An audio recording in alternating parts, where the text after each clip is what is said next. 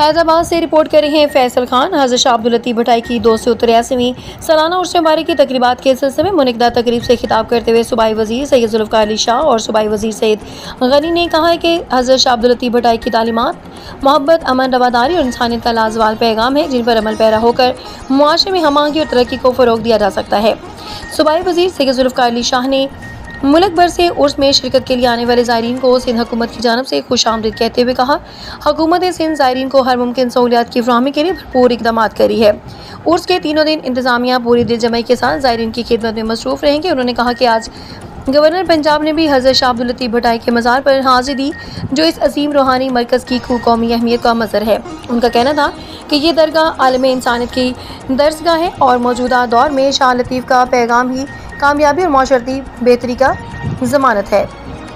صوبائی وزیر سید غنی نے اپنے خطاب میں کہا کہ حضرت شاہ عبداللطیف بھٹائی کے عرس مبارک پر ملک بھر سے آنے والے زائرین کو خوش آمدید کہتے ہیں۔